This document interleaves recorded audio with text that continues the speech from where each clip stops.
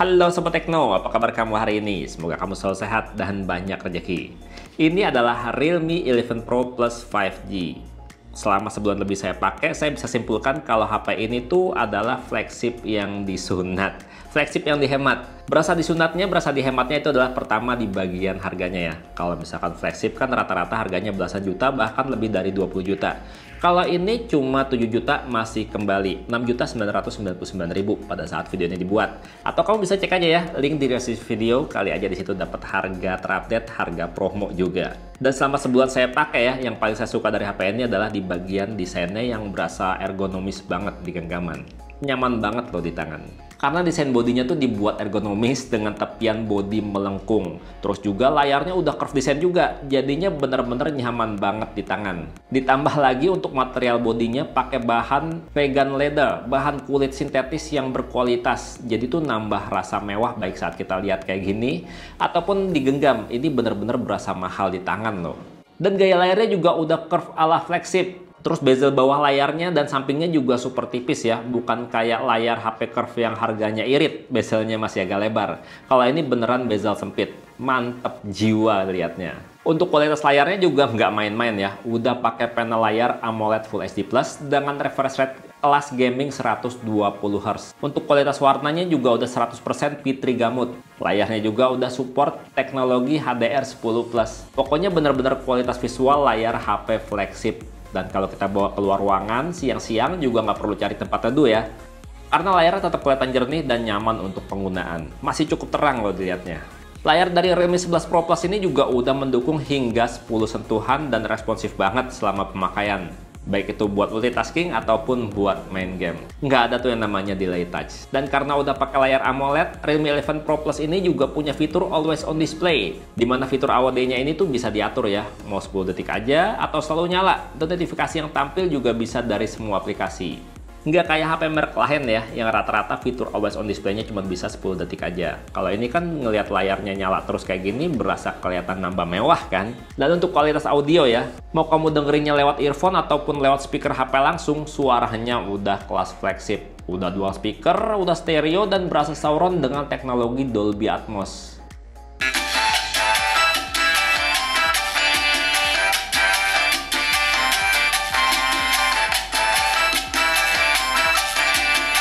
Sementara di sektor performa, HP cantik ini juga udah bisa banget diandalkan. Mau buat multitasking, mau main game berat, mau dipakai buat kerja berat editing video juga ini berasa kenceng. Performa chipset Dimensity 7050-nya tuh berasa ngebut ya. Ditambah lagi memorinya tuh udah luas banget. Udah 12 GB RAM dengan tambahan 12 GB virtual RAM. Jadi kalau kita buka aplikasi atau game berat aman lancar aja. Dan untuk penyimpanannya juga udah 512 GB.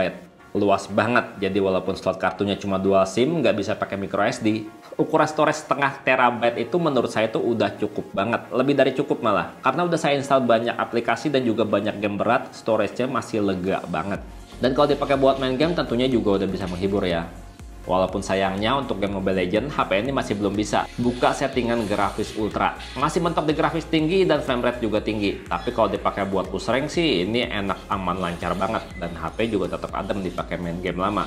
Kayaknya pihak Realme harus ngajak ngopi pihak Muntun deh, biar settingan grafis ultranya bisa dibuka untuk Realme 11 Pro Plus ini. Jadi mainnya lebih asik, ya nggak? Dan kalau dipakai buat main game yang berat banget sekelas Genshin Impact, dengan settingan grafis maksimal juga masih cukup enak lancar. Ya ada sih sedikit drop frame, tapi nggak berasa ganggu, berasa aman asik buat terus main. Ya pokoknya untuk performa, walaupun nggak sedahsyat HP belasan juta, segini sih udah bisa bikin bahagia. Performanya berasa kenceng, layarnya cemerlang, dan baterainya juga bikin tenang. Karena baterainya yang 5000 mAh ini ya, pada saat saya tes di dalam ruangan dan terkoneksi jaringan WiFi, saat dipakai main game Mobile Legends selama 1 jam, baterainya cuma berkurang 17% aja. Dan untuk nonton YouTube selama sejam, baterainya berkurang 8%. Nggak bisa dibilang super awet emang, tapi udah lebih dari cukup. Lebih awet dari HP-HP flagship zaman now. Jadinya kalau HP-nya dipakai buat push rank Mobile Legends, ini bisa lebih dari 6 jam. Terus kalau dipakai buat nonton YouTube nonstop, ini bisa lebih dari 12 jam. Atau ya, kalau dalam sehari kamu udah nonton YouTube sejam, udah main game sejam, sisa baterainya ada sekitar 75% itu bisa sampai malamnya lagi. Dan kalau seandainya sore-sore udah minta di-charge karena pemakaian berlebihan gitu ya, tinggal colokin charger aja dan tunggu sekitar 17 menit bisa penuh 100%. Kalau pakai charger bawaannya yang udah 100 watt. Ngecharge-nya super cepet kelas flagship kan. Bener sih kalau dipakai buat daily driver harian ini bener-bener nyaman ya. Bukan hanya karena desainnya ergonomis, terus layarnya kelihatan manis dan performanya kencang wus-wus. Tapi sensor-sensornya juga komplit dan responsif. Performanya mulus. Sensor NFC-nya sensitif dan cepat banget baca saldo e-money. Posisinya ada di sebelah kamera ya. Untuk sensor sidik jari juga udah di layar, udah gaya HP flagship mahal. Cepet baca jari kita, yang penting jarinya kering nggak basah. Sensor dasarnya juga lengkap dan responsif, udah punya sensor kompas dan juga sensor gyroscope yang performanya berasa real time kalau dipakai buat main game. Kalau mau dipakai buat GPS navigasi juga bisa diandalkan karena cepat dan akurat baca lokasi kita. Baca petanya juga lebih enak ya, karena HP ini udah bisa kompas, jadi kita tahu kita lagi menghadap arah mana di peta. Dan kalau dipakai jadi GPS ya HP-nya nggak pakai panas. Pokoknya kalau untuk urusan sensor, ini udah berasa flagship lah. Nah, di sektor kamera juga udah kelas flagship. Udah berasa flagship, tapi berasa diirit, berasa disunat. Realme 11 Pro Plus 5G ini punya kamera depan 32 megapiksel dengan aperture f2.5. Belum ada LED flash ya, jadi kalau foto di kondisi gelap, menggunakan layar atau screen flash untuk penerangannya. Untuk foto-foto selfie hasilnya udah bagus, berasa bening dan detail dengan tone warna yang berasa natural dan dynamic range yang luas. Untuk foto selfie membelakangi cahaya tetap bisa maksimal hasilnya. Pokoknya HDR-nya jalan banget lah. Untuk selfie potretnya juga rapi blurnya, nggak pakai salah buremin objek. Kamera selfie-nya ini tuh cocok banget buat update status di sosial media.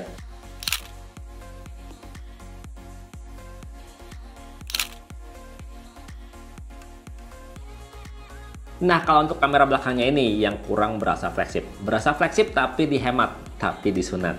Bukan karena hasil foto-fotonya yang kurang bagus ya, tapi biasanya kan kalau HP flagship dia punya kamera optical zoom. Kalau ini belum ada. Tapi kamera utamanya udah flagship banget sih. Udah 200 megapiksel dengan aperture f1.7 dan juga udah OIS. Dilengkapi juga dengan kamera ultrawide 8 megapiksel dan kamera makro 2 megapiksel yang sayangnya masih fix fokus. Tuh kan, berasa flagship disunat. Untuk hasil foto kamera utamanya, kalau kita pakai mode auto, ukurannya 12,5 megapiksel.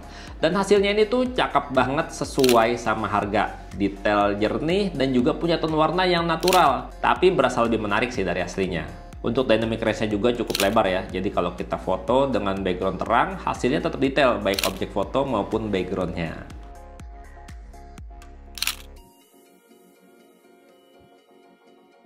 Yang menarik ya, walaupun nggak punya kamera tele, perbesaran 4 kali zoom-nya ini masih berasa cukup detail. Nyaris kayak pakai kamera optical zoom.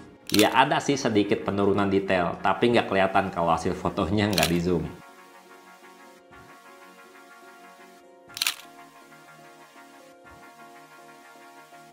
Kalau untuk foto-foto mode potret, hasilnya tentunya potongan blurnya udah rapi banget dan juga menonjolkan potret wajah kita. Jadi kelihatan lebih dramatis, lebih enak dilihatnya.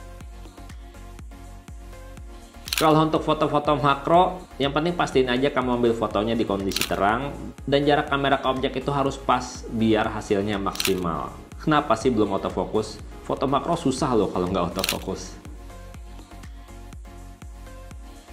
Kalau untuk mode malam, hasilnya tuh berasa minim noise pada bagian gelap. Lebih terang pada bagian bayangan dan lampu-lampu tuh berasa kelihatan detailnya, kelihatan menonjol. Tapi nggak kelihatan ngepop pencahayaannya. Enak dilihatnya.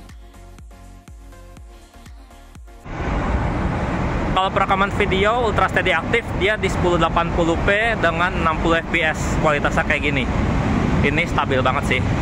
Terus pindah-pindah fokusnya juga ini cepet banget, nggak perlu pakai ditap, enak banget. Kalau buat bikin konten mantep banget ini. Kita jalan lagi. Untuk fitur 4K-nya nggak bisa ultra steady aktif ya, jadinya fitur 4K-nya cuma 30 fps doang dan kualitasnya kayak gini. Menurut kamu gimana hasilnya? Oke, ini dia perekaman video ultra steady aktif ya, di Full HD 60 fps, dipakai buat jalan kayak gini.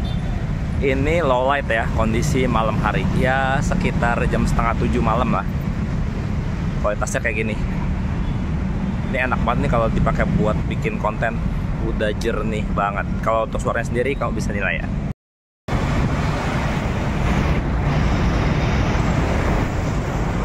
Ini perekaman video pakai kamera depan ya, Full HD aja dan stabilisasinya udah diaktifin. Kualitasnya kayak gini kalau dipakai buat jalan. lumayan stabil, dan kalau ngelihat langit dia tuh dynamic range-nya kurang ya. Jadi kurang bagus kalau buat dynamic range-nya, tapi udah lumayan oke sih. Sementara kalau perekaman videonya pakai kamera depan, kondisi agak-agak redup kayak gini ya, kondisi malam hari, kualitasnya kayak gini. Ini ultra steady juga udah aktif, dan kamu bisa lihat sendiri ya stabilnya kayak gimana. Dan saya mau cari tumpangan dulu buat pulang. Dan untuk perekaman video juga berasa kayak flagship yang dihemat, yang diirit. Karena kamera depannya ini dia belum bisa 4K ya buat perekaman video.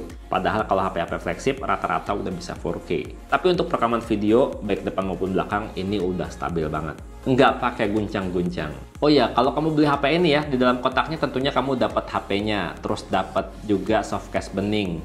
Ada buku panduan dan kartu garansi, dapat juga SIM ejector, dilengkapi kabel charger dan juga adaptor charger 100 watt. Jadi nggak perlu repot-repot lagi nih beli charger atau pilih-pilih casing.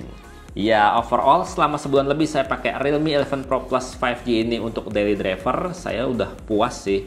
Lihat aja nih, desainnya menyenangkan dilihatnya, layarnya jernih, terus juga performanya buat main game juga membahagiakan. Kalau menurut kamu sendiri gimana? Mending pilih Realme 11 Pro Plus ini atau Realme 11 Pro yang nggak pakai plus? Karena beda harganya 1 jutaan. Tapi perbedaannya cuma di kamera, di ngecharge-nya, dan storage-nya ini lebih gede. Kalau menurut kamu gimana? Komentar ya. Dan segitu aja videonya. Semoga bermanfaat. Bang Teno pamit. Sampai jumpa di video berikutnya. Bye-bye. Realme 11 Pro Plus 5G. Desainnya keren banget. Enak di tangan.